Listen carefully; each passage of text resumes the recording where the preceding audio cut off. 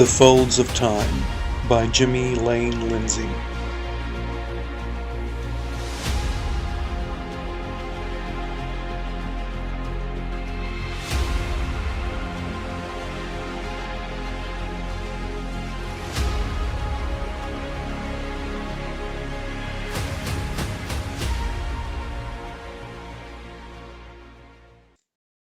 Prologue.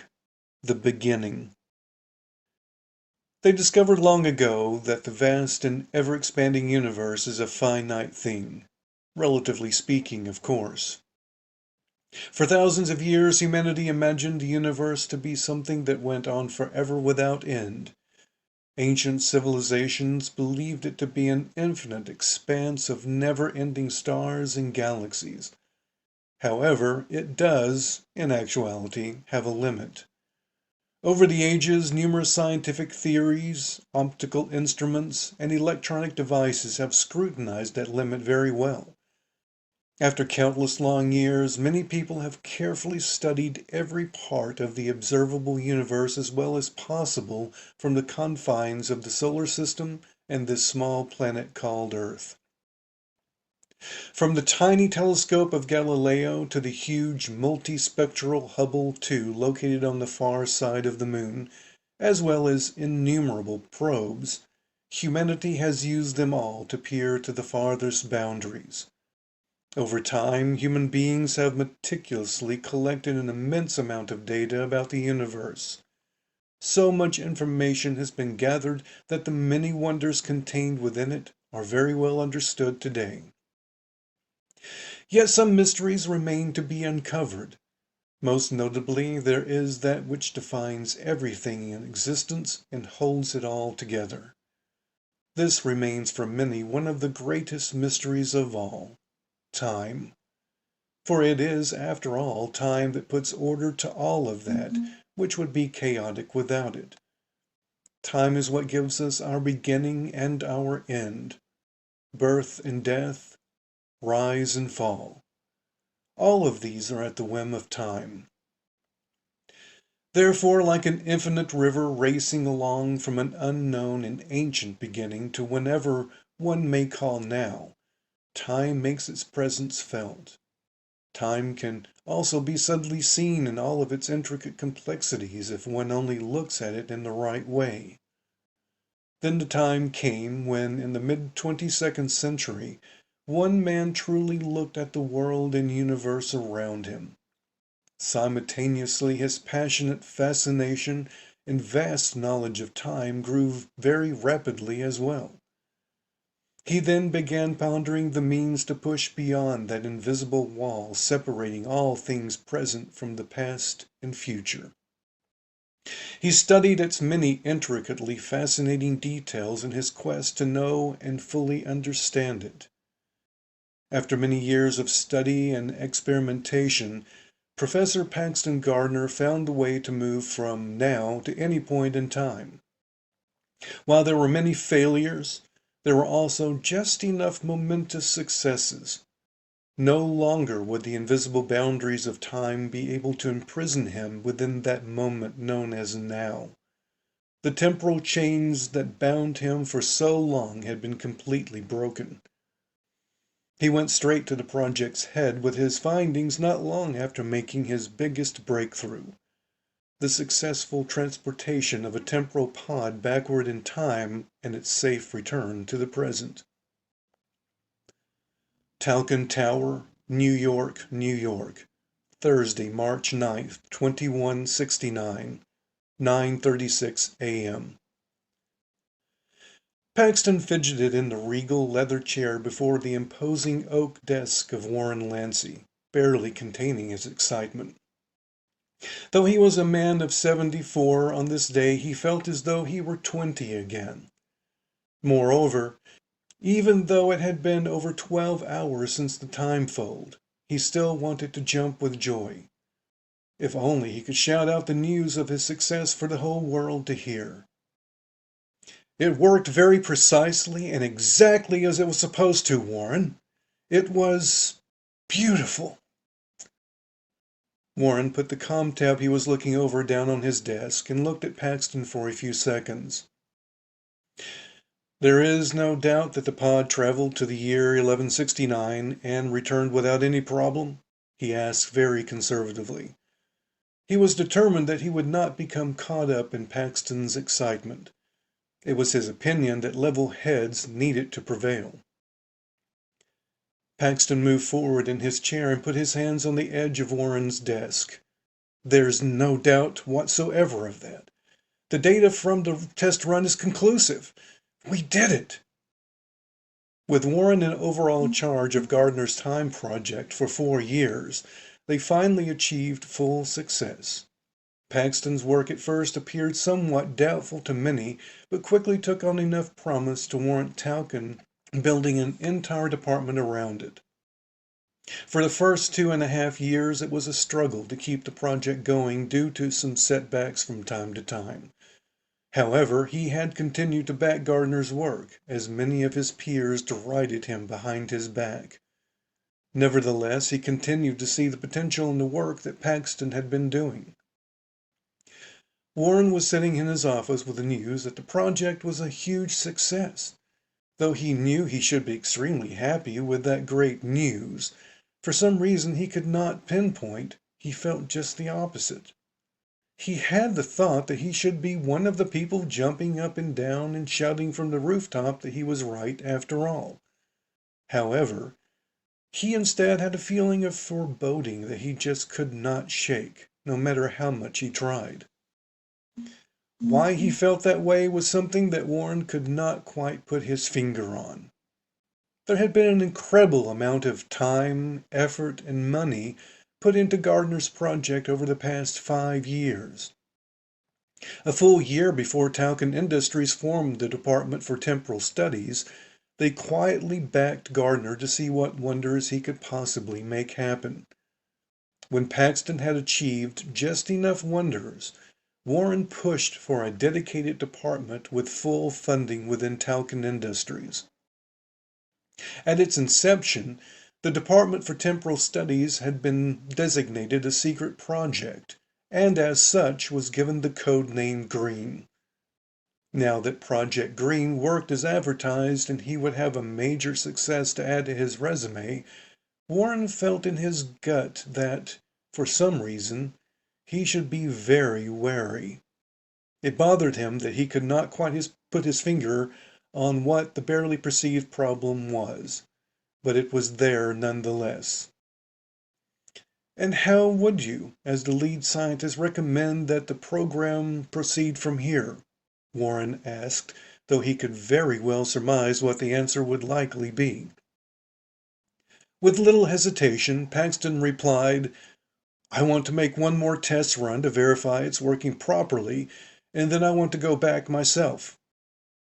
And there it was, just as he suspected. You personally want to go back? Warren asked as he glared at Paxton questioningly. Yes, back through time, returned Paxton. Warren laughed, which was not an easy thing for anyone to induce in him in serious situations like this. You can't possibly be serious, Paxton. Sending the pod back to make observation with sensors is one thing, but sending a person is out of the question, especially when you consider the project is still in the early stages of the testing phase. It had always been Warren's view that it was better to have a machine do all the dangerous exploration of new territory. Moreover, it did not matter to him if it was in space or as it was now in time. Technology was also something that needed to be demonstrated as trustworthy when it came to protecting human life.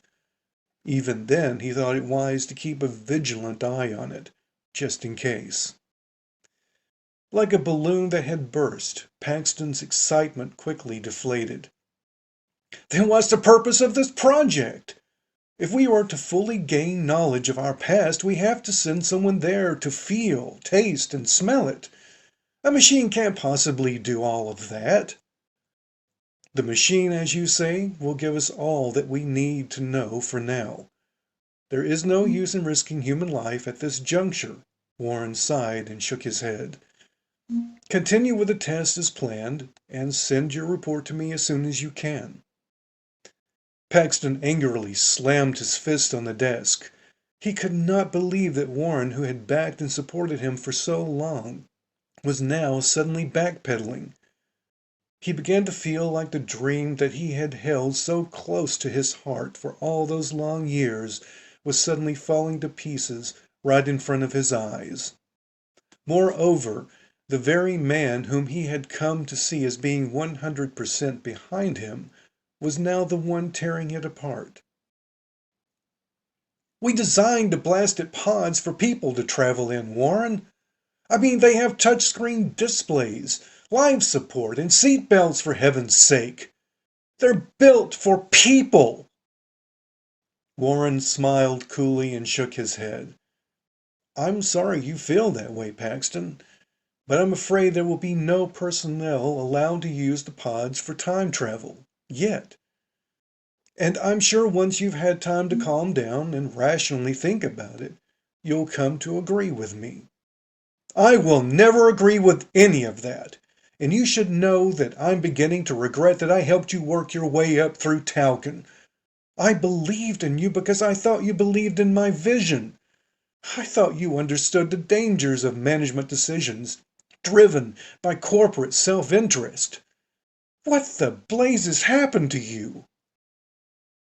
Warren was rapidly becoming agitated with Paxton's overly dramatic ranting, but his cool demeanor remained unchanged as he replied, "The decision to restrict time travel to passive data gathering by machine is in everybody's best interest, and it's really in yours to comply." The threat couched within Warren's statement infuriated Paxton to no end. In addition, the egotistical air with which he had uttered it was simply more than he could stand. It was like a slap in the face of not only him, but also every member of the team that had worked for so long. Paxton truly felt outright betrayed and undermined. Even though he realized how childish it would most likely look on his part, Paxton felt a deep-seated need to hurt Warren. His emotionally heated mind latched onto the very first thought that entered it and rapidly turned it into speech. "Without me helping you to get where you are now, you wouldn't even be able to make that decision." Paxton then yelled at Warren even louder. "If I had it to do all over, I'd pass." For a long moment, Warren simply sat staring at Gardner without making any comment at all. Finally, he sighed and shrugged as he shook his head slowly and smiled slightly. He then gave Gardner that look that said, "Sorry, what can I do?" "You've greatly disappointed me, Warren. I truly believed you were better than that. Perhaps James was right about you after all." Warren's face became quite red and tense at the mention of James Stone's name. With his voice turning decidedly icy, he said, "I think our discussion is at an end, Paxton. Please send your report to me as soon as you can. Thank you." He then raised his right hand and motioned towards the door. Seeing that Warren had dismissed him, Paxton stood and furiously stormed from his office. He angrily slammed the side of his fist against the mechanism to close the door behind him and stood lost in blind flurry of angry thoughts. After a moment, however, he took a deep breath and forced himself to become calm. As he did so and his reason slowly began to return to him, he quickly came to a very calculated, though still emotional, conclusion. With grim determination, Gardner straightened himself up and moved down the long, spacious hallway. He would not allow Warren Lancey, or anyone else for that matter, to stop him from making his lifelong dream a reality. He had simply devoted too much of his life and worked too long and hard to abandon his vision. It was simply far too close to reaching fruition to allow that. Come heaven or hell, Paxton knew what he had to do. He just needed to see someone before he could put his plan into motion. Chapter 1, James Stone. Lunar Base Armstrong, Sea of Tranquility, Tuesday, March 14th, 2169, 2:12 a.m. Since the beginning of the great technological revolution, life on Earth has advanced steadily and thrived throughout the years. Additionally, as technology improved, it became easier and more cost-effective to travel to space. Soon there were numerous stations in both low and high Earth orbits where every facet of human life existed. There was everything imaginable taking place, from tourists vacationing to valuable scientific research to further humanity's knowledge.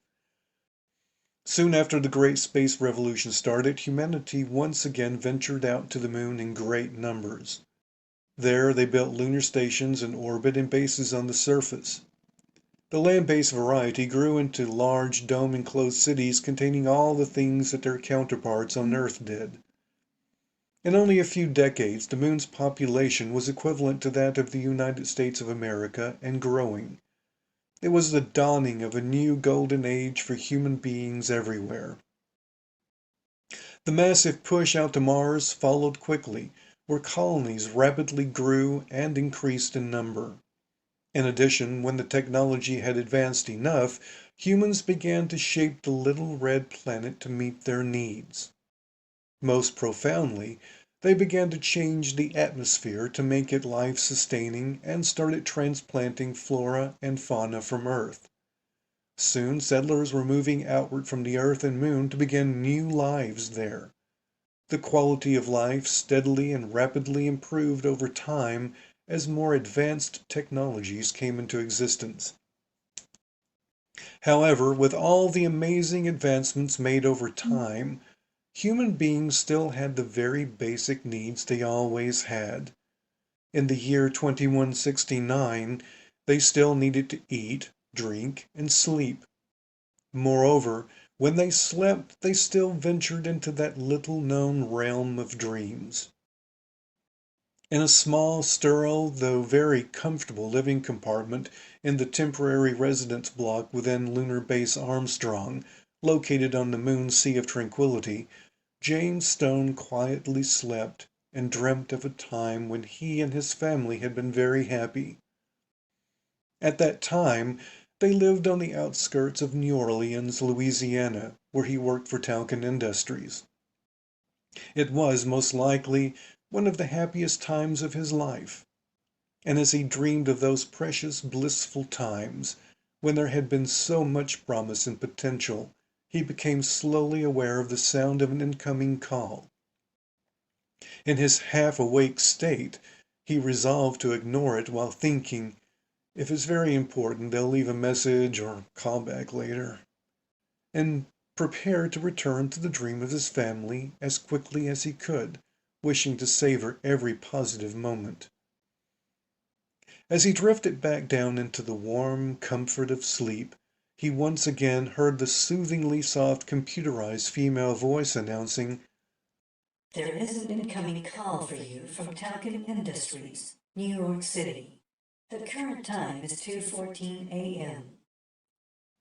The computer repeated its statement several times, nudging James back to consciousness and prompting him to wonder why someone would call him so early in the morning. He was generally not used to getting calls in the middle of the night unless something was seriously wrong. With that in mind, he decided that he should probably find out. Though he had absolutely no way of knowing, his life was about to undergo a drastic change. Yawning a little and rubbing his still tired eyes, James sat up in bed in order to answer the call. He ran his right hand over his dark brown hair and shook his head back and forth, trying to get rid of the sleep that he still felt holding on to him. Slowly, full consciousness returned as he became aware once again of his surroundings and saw the small flashing light on the comm terminal by his bed. At 50, James Stone was in excellent physical shape and would have appeared to someone from the 21st century to be about 30 years old.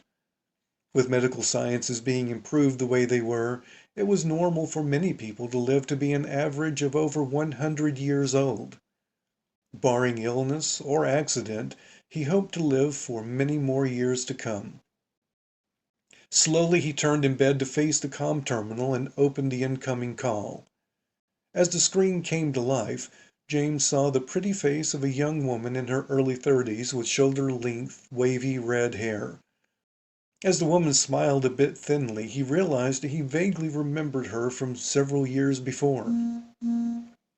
Appearing to be under a lot of stress, her voice sounded very tense as she said, "Dr. Stone, I hate to wake you this time in the morning, but we have a slight problem."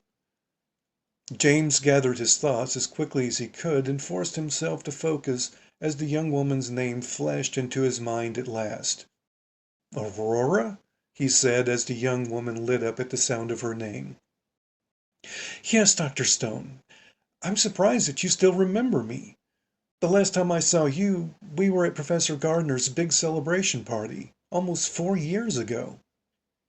A memory flashed through James's mind. His good friend and mentor, Professor Paxton Gardner, had been celebrating a substantial breakthrough in his efforts to create a viable time machine.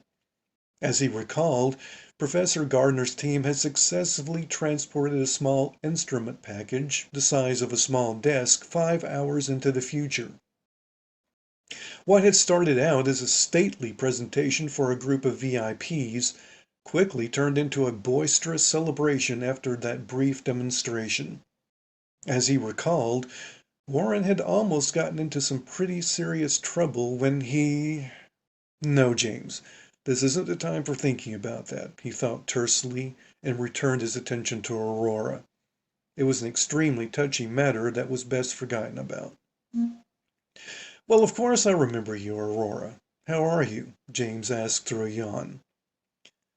Aurora's face grew very somber again. "I could be better right now, frankly. Do you have the comm terminal secured at your end?" James quickly reached over to the terminal and keyed in his security code. "I do now. So what kind of problem do you have, Aurora?" he asked as he shook loose from the sleep that tried to reclaim him. "First off, we need you to return here as soon as you can." The shock of her words jolted James awake in a flash. Returning to Earth was not at all part of his current plans, and he wanted to make that known right away. He had worked too hard and pulled way too many strings to get what he had wanted for so long. There was just no chance that he was going to turn back now. "Well, that might be a problem. I'm on my way out to a project at Columbia Station on Mars." One of the many projects that Talcon Industries operated was the transformation of Mars into a planet with a breathable atmosphere. James was on his way to the base of operations at Columbia Station to oversee, along with the project head, the final elements of that transformation. It would only be a short while before Mars would be a smaller version of its nearby blue and green neighbor, which was something he wanted to see happen firsthand and become an active part of history in the making. He could think of nothing that would possibly cause him to change those plans. It was a long-time childhood dream of his to one day be able to go to and live on Mars. He very much looked forward to finally realizing that dream, as he was now about to undertake the journey he had longed for. The remainder of the project to transform Mars into a living world would take about 10 years, perhaps a little more, to complete. And after what seemed like an eternity, James finally felt a new sense of purpose in his life. In fact, the reason he was currently staying at Lunar Base Armstrong was in preparation for starting the long trip out to the Red Planet the next day.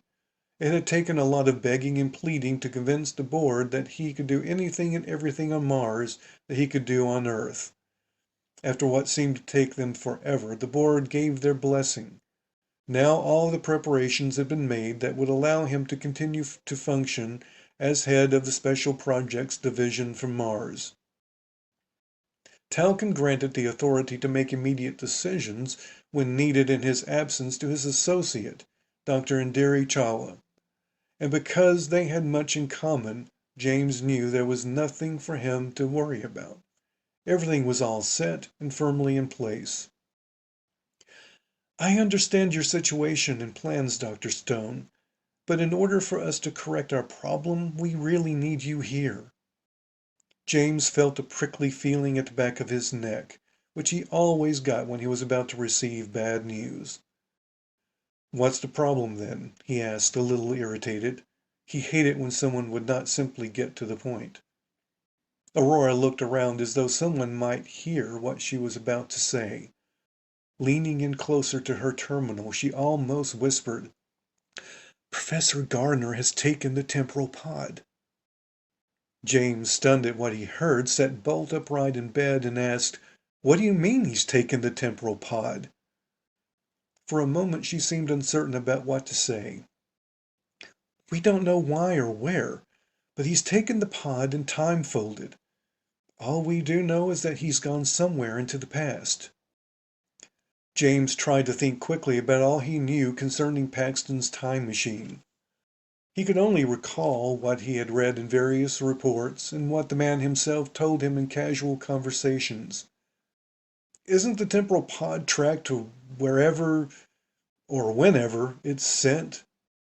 Normally, yes. However, Professor Gardner disabled the data recorders before he left, Aurora replied and then shrugged her shoulders. Then how do you know which direction he went? Direction? Aurora asked with a puzzled look. James took a deep breath, which he then let out slowly. When he spoke, he tried not to let the frustration he was beginning to feel show. There was no need to take the agitation he was feeling out on the woman tasked with delivering the message. You said he went back in time, as opposed to forward.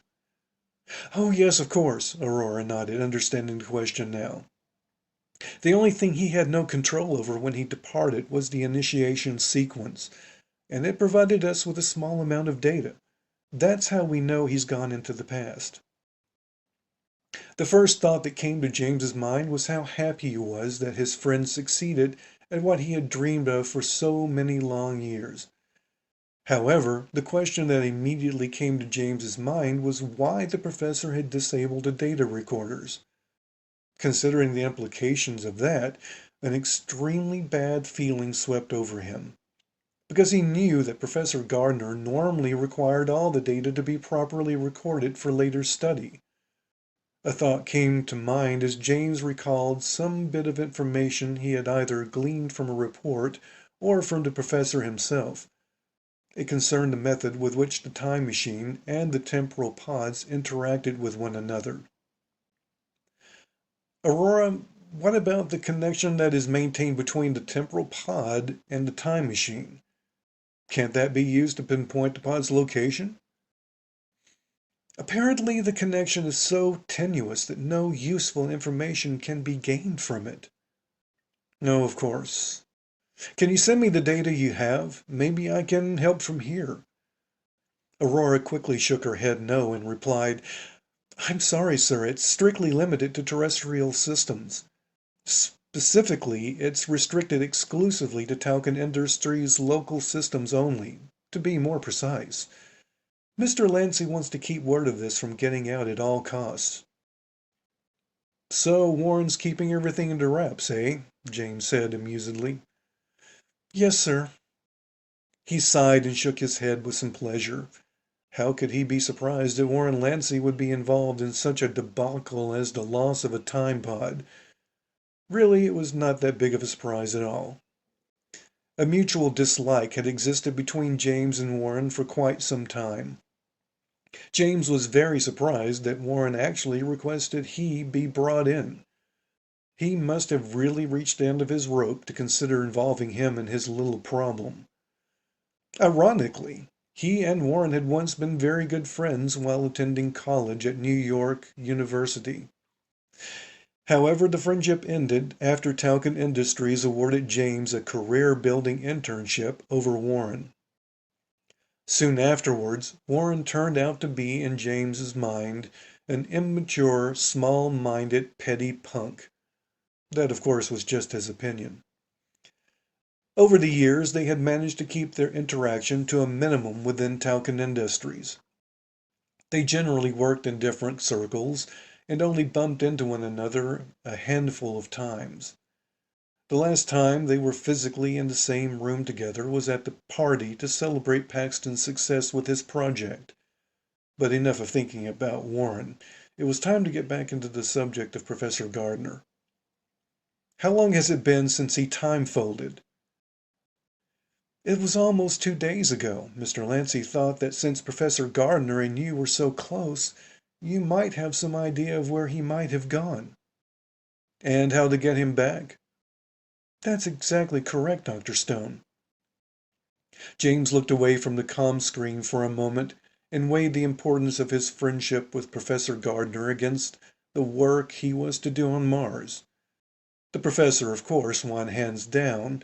As much as his long-time friend had done for him over the years, there was no way that he could not help him now. There was just too much of a bond there. "I'll get back there just as soon as I'm able," he said, with some reluctance coming through in his voice. Aurora smiled, the tension substantially vanishing from her demeanor. "I've taken the liberty of booking a seat for you on the next available shuttle from Lunar Base Armstrong to Kennedy Air and Spaceport. The e-ticket will be keyed to your company ID." "Thanks, Aurora. I guess I'll be seeing you pretty soon." Your shuttle leaves in 3 hours," she said with a little mischievous smile. "Well, I'll see you very soon then." "I'm looking forward to it." James ended the transmission, slowly arose from his bed, touched the control panel for the window port, and reduced the tint level from 100% to 60. He liked having some natural light from the sun to go along with the artificial. Doing so helped him feel more normal and relaxed in some way. As he was preparing for the return flight to Earth, James noted a growing emptiness in the pit of his stomach. Whatever might happen, Mars would still be there, but the opportunity for him to work there would very likely not be. However, that simply didn't matter right now. Something was just not quite right with his friend, and he had to find out what it was and how to help him. James had already packed most of his belongings for the trip to Mars, so after a quick shower to help him wake up, he was nearly ready for his flight back to Earth. He gathered up the rest of his things, packed them away, and made a check to ensure that he had not left anything behind. Lydia always insisted before they left anywhere that he check behind her, just in case she had overlooked anything while packing. After 3 years, it was simply one old habit he could not break. Before walking out of the door of his quarters, he quickly looked around at the space he had been occupying. The room was small, efficiently furnished, and as was common with spaceships and stations, had a sterile smell. He could hear the sound of the fans that circulated and cleansed the air, along with the soft whirring of other machinery. He reflected on how a few days before he had looked out the window port and thought about the wonders he would soon witness. Now, as he peered out that very same window and looked at the ash-gray surface of the moon beyond, he imagined that this room somehow represented a future that he was possibly about to throw away. He stared into the empty room for a moment, asking himself if he could really live with giving up his dream. As soon as the thought of possibly continuing with his original plan entered his mind, though, it was gone. James took a deep breath and stepped out of the door. It was beginning to seem to him that he would never find anything that truly made him happy again. Closing and locking the door behind him, he turned and began making his way to the shuttle terminal. There was nothing else for him to do. Talcon Tower, New York, New York, Tuesday, March 14th, 2169, 2:21 a.m. Warren Lindsey sat at his desk, staring at the computer in front of him. He waved his hand in front of the screen, flipping between 2 virtual pages that contained the limited data from Professor Gardner's time fold. He let his eyes roam over the virtual pages once again, hoping to see something he might have missed before, but nothing presented itself. Warren rubbed his exhausted eyes and wished for sleep, since it had been nearly 2 days since he really had any. He just simply could not believe that Paxton Gardner, a former college professor of his, could be as incredibly radical and unstable as to steal the temporal pod. He truly thought the man was too intelligent and level-headed for something so puerile. The way Gardner appeared to have fooled him suggested that you really just couldn't tell about some people. He experienced a complete sense of betrayal from the man he had gone above and beyond to help. As a result, he also felt that his career was now more in jeopardy than ever because of what Paxton had done. Moreover, Warren knew deep down that it was not simply a sightseeing visit to the past for Gardner. The fact that the professor disabled the recorders was an indication to Warren that what he had in mind was much more complicated than that. He was going back in order to change something. It would be just about right that Paxton would probably try to change something in Warren's past to keep him from working at Talcon. On the other hand, perhaps he would do something even worse than that.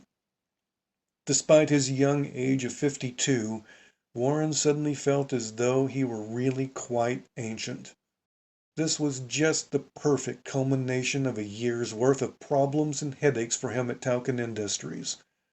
There had been many personal issues with his department personnel, as well as budgetary problems galore. The company demanded to see some tangible positive results from Project Green, or they were going to pull the plug and outright kill the program, which he knew without a doubt would very likely mean the swift termination of his job as well. He truly had no doubt about that at all. Warren noted that if it were someone else, he might have had a really good laugh at his or her expense. He sometimes found a hint of guilty pleasure in watching others squirm. This then had the effect of making him wonder just who might be laughing at him behind his back right about now. And no doubt they were enjoying the fact that he was the one doing the squirming. He was sure there were, most likely, a fair number of people who would indeed enjoy doing that. He fought long and hard to become the head of the time travel project. All of that while accepting favors from a man many considered to be a crackpot and also making enemies along the way. He just kept assuring himself that it would pay off one day and put him in a position to truly better himself within Talcon. It all seemed worth it as he saw the great potential that Paxton Gardner showed him with those early experiments. It seemed like a very good gamble that would pay off well for him and everyone else involved. In the end, though, he only got the position because the board believed it to be a lost cause. Warren knew that the whole exercise was aimed at getting rid of him. Nevertheless, he actually believed and had faith in Paxton, despite their past issues. In addition, he knew that his belief and faith would be rewarded if he just stayed the course. This time he did laugh. "This is some reward I've gotten from my trouble," he said aloud to no one. Paxton had truly succeeded in actually creating a viable time machine, only to then steal the temporal pod and cover his tracks when he left with it. Folding back absolutely to no telling where in time, doing no telling what when he arrived there. A chill ran down Warren's spine as he had a most disturbing thought cross his mind. Could it be that he would find himself just not existing in the very near future? That would indeed be some reward, he thought sardonically. As he sat and pondered the situation, Aurora entered the office and approached his desk. She at least seemed to be more relaxed than he was at the moment. He hoped that maybe she could report something that would enable him to feel as relaxed as she appeared to be. "I was able to contact Dr. Stone, Mr. Lancey."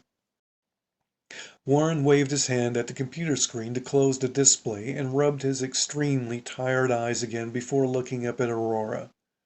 Fully expecting unwelcome news, he asked, "How receptive was James to our little problem, Aurora?" Warren Lancey had a few true fans, and Aurora was not really one of them. However, if cornered on it, she would most likely have admitted that Warren had his moments when he really wasn't all that bad. He could even, from time to time, actually appear to be all too human. She hoped that this might be one of them now, as she prepared to tell him about her conversation with Dr. Stone. For some strange reason, she experienced a momentary temptation to act as though she were not sure of the outcome of the call to Dr. Stone at Lunar Base Armstrong. However, the professional in her would not allow her to do such a thing as that. Well, at least not right now, anyway. I explained what the situation is, and he'll be returning back here to New York as quickly as he can, sir. Warren gave a very deep sigh of relief before he cautiously asked, "Did he seem very willing to actually help us when he gets here?" "I believe so," Aurora said, a little coolly. "He seemed to be very concerned about the professor when I told him what happened." A little to his surprise, that statement rubbed him the wrong way for some reason. But then Paxton and James had always been thick as thieves, as they used to say. After all, they were both apparently of the same caliber of men. This, come to think of it, seemed to him to be a perfectly good explanation of why Paxton would mess him over the way he did. So James was concerned about Gardner. Yeah, that's a big surprise there, Warren muttered under his breath. Aurora felt a little surge of anger rush through her. "What was that, Mr. Lansing? I didn't quite hear what you just said." He ignored the slightly sarcastic question as he continued with his line of questioning. "He didn't by any chance hazard a guess as to where Paxton might have gone or why, did he?" She took a deep breath and eased it out slowly. "I'm afraid not, sir." Warren leaned back in his chair in frustration. "Thank you, Aurora. That'll be all for now." Aurora gave a slight nod of her head, then turned and left the room. She liked the money that Taucan Industries paid her, but there were times when she thought she could find a way to live on less money if it got her away from the cool, detached man that Warren was. Life would no doubt be a lot more pleasant somewhere else, and she wondered if perhaps she should look at other job opportunities. Warren turned back toward his computer, waved his hand to reactivate the screen, and motioned to open the Taucan personnel application. He then called up the file for James Stone and began skimming through it. Much of it he already knew, but he wanted to see what else there was to know about his one-time friend before he came walking into his office. The decision to bring Stone into this situation was a very difficult one, to be sure. Stone was simply not at all someone that he felt comfortable working with, and he suspected that it could only serve to complicate matters more than they already were. If that's even possible, he thought to himself. However, he could not deny that if anyone had even a slight chance of sorting out what might have been on Paxton's mind, it was James. There was simply no one else within Taucan Industries as close to Paxton as James was. One would in fact have thought that Gardner might have adopted his young protege, considering how close the two of them were.